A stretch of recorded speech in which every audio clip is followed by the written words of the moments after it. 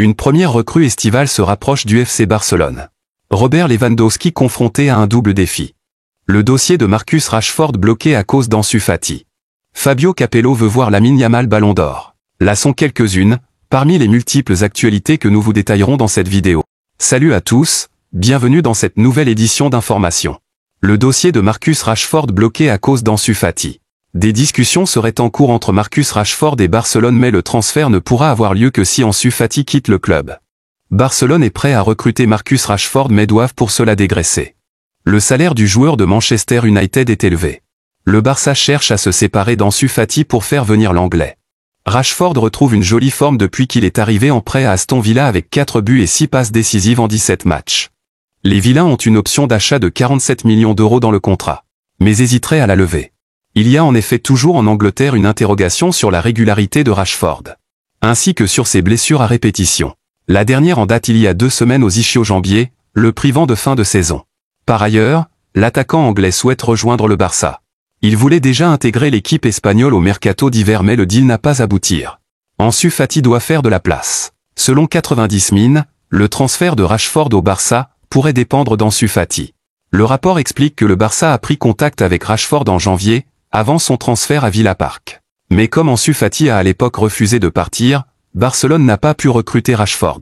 La situation pourrait évoluer cet été. Fati a ouvert la porte à un départ estival, pour le plus grand plaisir des dirigeants du Barça. Le joueur a un salaire autour de 200 000 euros par semaine et joue très peu. Les Blaugrana seraient prêts à avancer sur le dossier de Marcus Rashford dès que Fati aura quitté le club. Fati aurait reçu une offre de Besiktas ainsi que de Séville. La polyvalence de Rashford, qui peut jouer aussi bien numéro 9 que sur un côté, intéresse le Barça. À voir ensuite si l'Anglais pourrait s'intégrer au jeu très technique des Espagnols.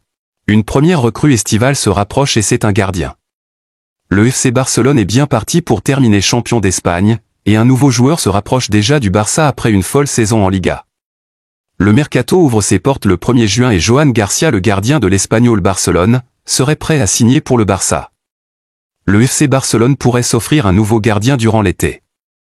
Un portier de Liga avec des statistiques énormes serait proche de rallier l'actuel leader du championnat d'Espagne.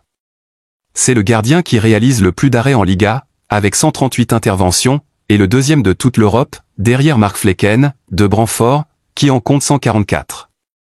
Et c'est aussi celui qui sauve le plus de ballons du continent, 57, contre 54 pour Zion Suzuki, Parme, 49 pour Emiliano Martinez, Aston Villa, et 47 pour David Raya, Arsenal. Nous parlons de Joan Garcia, portier de l'Espagnol, dont la clause libératoire attire. Selon AS, le Barça est en pôle aux côtés d'Arsenal pour signer le gardien espagnol cet été. Son prix est estimé à 20 millions d'euros et l'intéressé verrait d'un très bon œil de passer d'un club barcelonais à l'autre.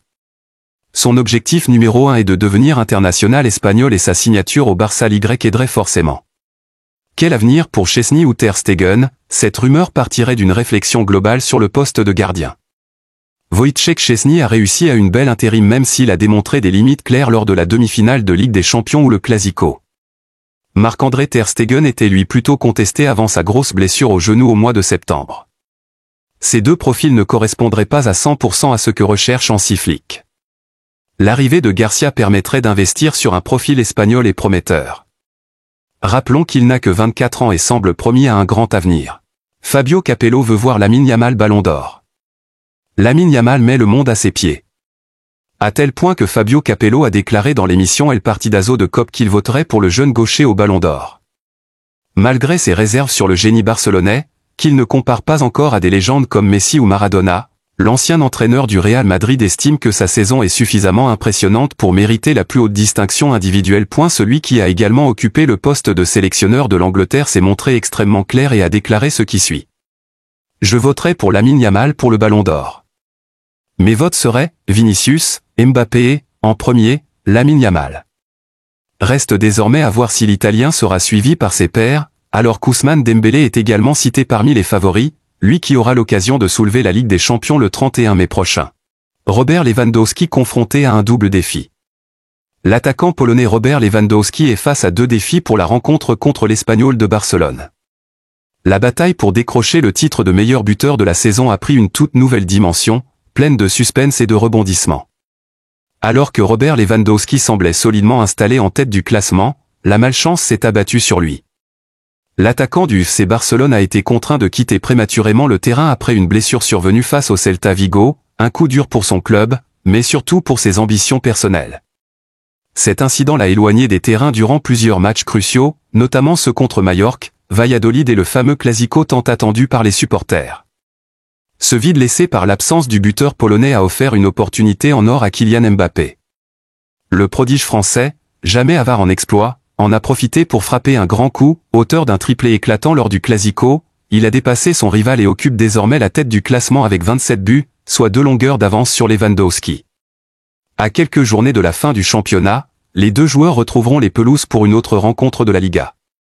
Lewandowski face à 2 objectifs cruciaux. Le prochain match s'annonce capital pour Robert Lewandowski, qui se retrouve désormais dans une position où l'exigence est double. Tout d'abord, il poursuit un objectif personnel majeur, atteindre la barre symbolique des 100 buts sous les couleurs du FC Barcelone.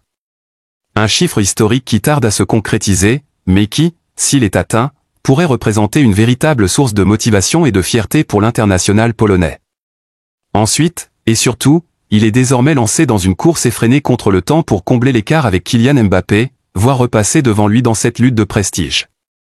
Ce duel n'est plus seulement une question de statistiques, c'est une confrontation d'envergure entre 2 des attaquants les plus redoutables d'Europe. Triste nouvelle, le Barça annonce un décès. Le FC Barcelone a annoncé le décès de l'une des figures discrètes, mais respectées du football espagnol. Homme de l'ombre du football espagnol, Ramón de Pablo Marañón s'est éteint à l'âge de 87 ans. Connu pour son élégance sur le terrain et son humilité en dehors, il laisse le souvenir d'un joueur profondément humain, fidèle à ses valeurs et respecté par tous ceux qui l'ont croisé.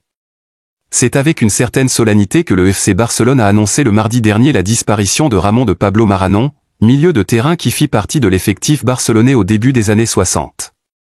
Né le 21 avril 1938 dans la paisible localité de San Román de la Lanilla, en Cantabrie, il rejoint le Barça en 1961 après s'être illustré à Murcie. Bien qu'il n'ait pas toujours trouvé sa place dans une équipe hautement compétitive, ses années à Barcelone furent marquées par 2 prêts, à Cordoue puis à Tarragone. Il quitte officiellement le club en juin 1964, laissant derrière lui l'image d'un homme digne et engagé, apprécié pour son sérieux et son attitude irréprochable. Une reconnaissance tardive mais méritée.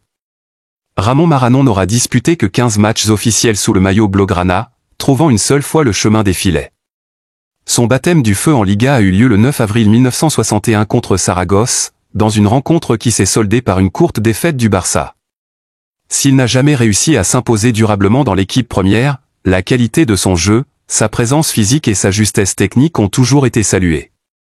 C'est dans des clubs comme Sabadell, où il joua 6 saisons pleines, puis à Majorque, où il mit un terme à sa carrière en 1973, que Marañón a pleinement exprimé son potentiel.